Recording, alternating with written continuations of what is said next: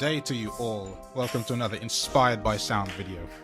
This track, upon user request, is a track of mine called Audience Participation, and it can be found on my album called A Little Bit of Everything, released in December of 2016. This track is a little large in terms of track count. Let's see, I'm just going down the list here. Okay, it's an 8-track piece. So the last piece we looked at, the last video was Time to Run, and that was 7. So this is 1 track more than that. So yeah, audience participation. How did it come about and why? We can talk about that, and I can explain about what I used and why I did what I did, just like every time. So let's have a look at this stuff. You also might notice today, by the way, that I'm filming this in landscape, also upon request. I don't think it looks as good. My wife doesn't seem to think it looks as good, but you know, we'll go with what the populace demands. So if you like this landscape look, drop us a comment, and if you hate it, drop us a comment equally. I will do whatever looks best and works best for all of you to look at. Although, to be honest, focusing on sound, it's not as big of a deal, I think, but that's okay. Well, let's go chronologically in this case. We're going to go down the track from top to bottom, and I can explain about all these different sounds. Now, some of the things I don't actually have names for this time round, because when I made this piece, it was sometime in 2016, and what happened was something went askew, and so some of the names for these sounds don't come up. I know from what products they come from, but not what the sound name is, and I will try and rectify that. If I can rectify it, then the description of the video will change, and I will put that in accordingly. But if you're seeing this on day 1 of posting, then chances are it will not be rectified. But I will at least tell you from which products these things come. So at first, we have this very interesting choir patch, which I like a lot. And it's called Choir FX. And we have sounds like this in it. I'm going to turn the mic down slightly because all you can hear is the keyboard. So that means I'll have to get closer and personal. Oh, I hope you like my shirt, by the way. And this is from Impact Soundworks again. We discussed those recently as well. Great company. And they have things like that in. And this has male and female choir sounds in this particular plugin. And this makes up the beginning of the piece. I will do the usual, put the metronome on and play the track with solo on.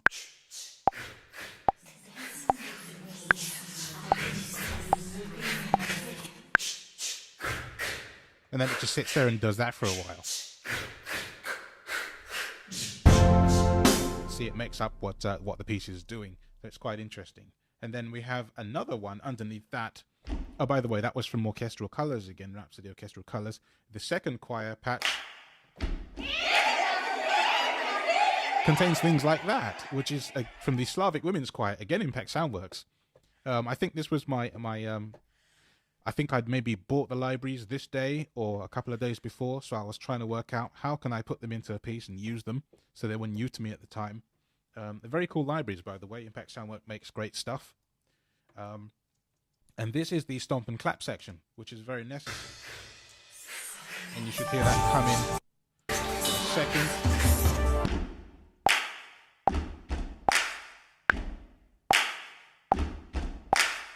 And that makes up part of the drum movement. There's great sounds in here. There aren't many of them, but what they are is very useful to me. And there's breathing from the choir, and then this very strange shouty thing, which I find quite amusing. The next track is from the Roland. It's a Roland D50 contact library that somebody put together.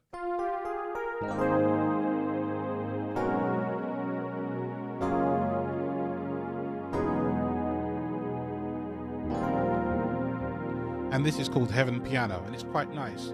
So it's a sort of old, I guess somebody thought a best of the Roland D50, which is a very old keyboard from the 80s.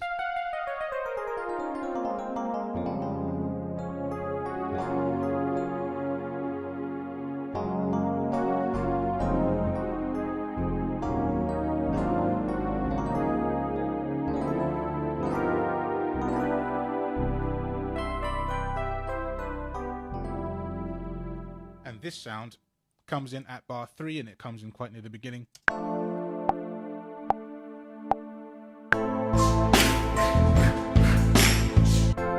See, it's quite an important part. It's holding the chords down in the piece, so it's very necessary. So there's that one. This string sound, this is the first sound that I can't tell you exactly what it's called, but I can tell you that it is from Air Music Tech Expand, which you've also looked at in a previous video, or one sound from.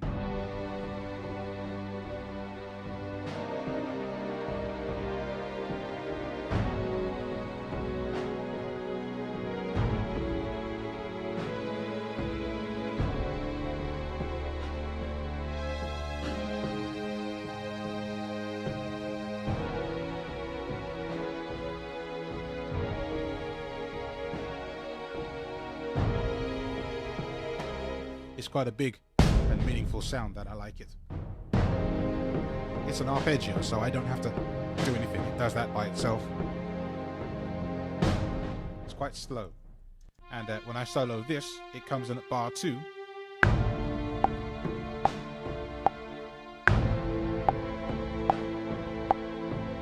And if I solo that and the keys track together, you can hear the two working together.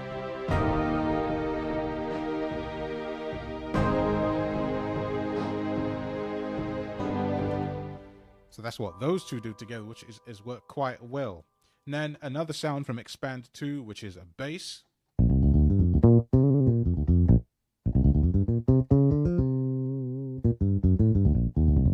This probably was also about the same time when I got this plugin, so I was trying to work out if I could put all of these plugins I'd got into one piece. And of course, the bass plays a very integral part. I'll put the strings in with this.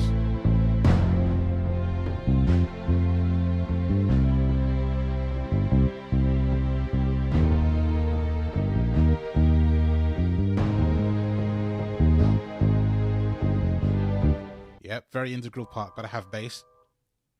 Now, this next sound is fantastically cool. This is from Sonicature, and it's a free contact plugin. It's also EXS24, that means it works in Logic and GarageBand on your Mac, and it's a music box.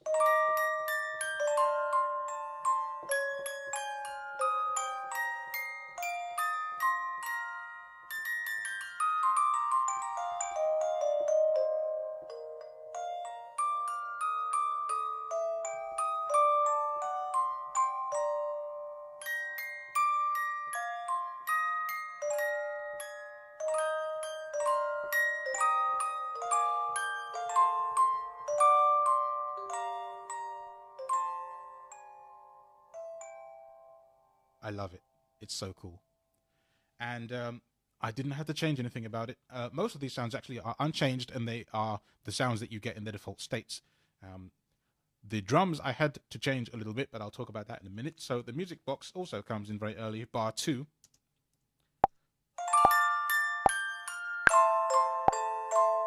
There we go.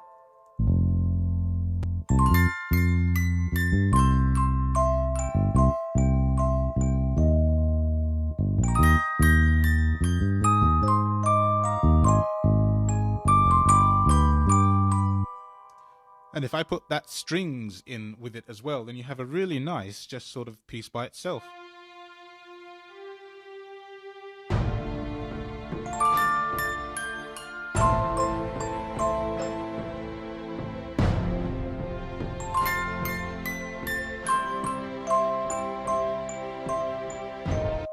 Or these.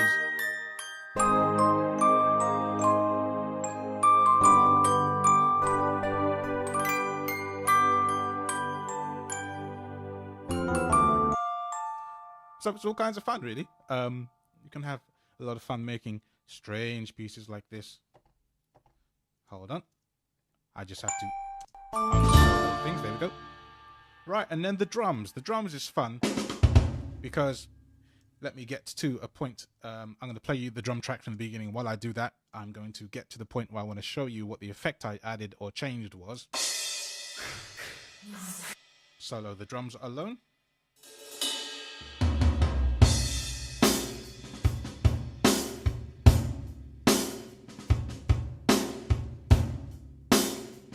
So that's the beat as it is in its altered state. Now if I turn off the effect that I'm using,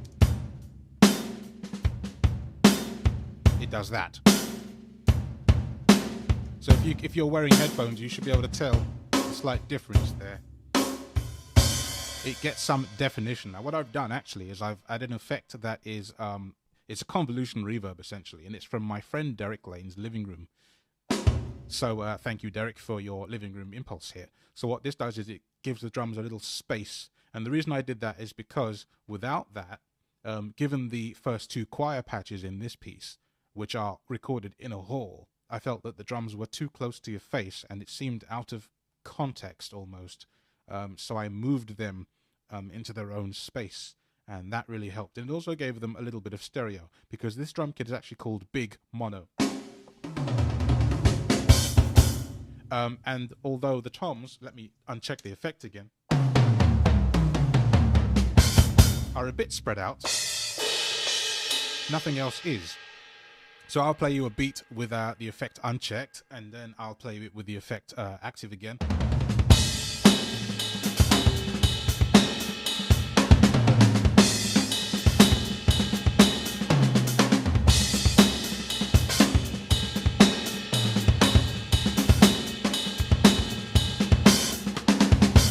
Check the box.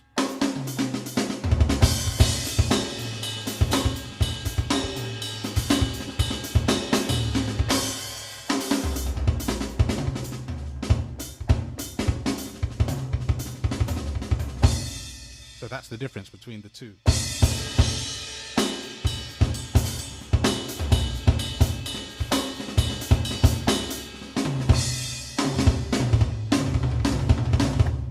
And then if I go to the last track, which is the percussion track, assuming everything behaves itself, because at the moment my computer is deciding that it's not going to. Ah, there we go. Let me unsolo the drums. And this percussion track is also Impact Soundworks. And it's the Rhapsody Orchestral Percussion Library, which is really, really cool. All sorts of fun sounds in here, triangles and swirls and bell trees, and I love it. I just love it. All sorts of orchestral percussion, and it's controlled with the mod wheel, so it changes. The sound basically changes depending on what I do. It gets more or less expressive with the mod wheel again. So very enjoyable to play. Really great recordings of everything, and you see the sound that we've gotten from this, as you hear, is sort of away from us. And that's the natural effect of the recording. It's in a hall, I think. And if I hadn't put the drums, the kit above, in the hall with it, as an example, I play this and then go up one. I've tried to match it as best I can, so it's in the same kind of a space, so it's not close to your face. And that was very important to me to make the track mix. So, the final question then, why is it called audience participation? Well, when I put these two choir tracks together, I thought it sounds like the audience are playing a part in this track. And they play an integral part in this track. If I mute these choir sections, the track is not this. I'm going to mute them now, and I'm going to unsolo.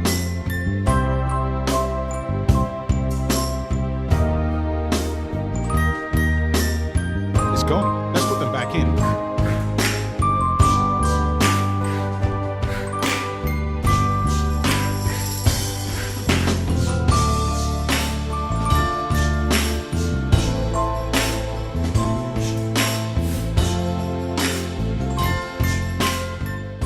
So there we have it, audience participation in a nutshell. It's kind of a different sound breakdown this time, but I still hope you found it interesting. There are more videos to come like this, and yeah, as I say, do comment on the landscape portrait issue. I think portrait would show more of what's relevant, and you might even see my face. Right now, because where my phone is, I can't have it showing my face because it's too low down, and I can't move it anywhere else because it's the only spot in the room that it works. So yeah, any thoughts, let us know. Happy to hear from you. And if you like the videos, please tell your friends and subscribe and enjoy what's to come on this channel. I'm going to bring you some crazy noises. I promised you that, and I'm going to do it. Thanks for listening, and I'll see you next time.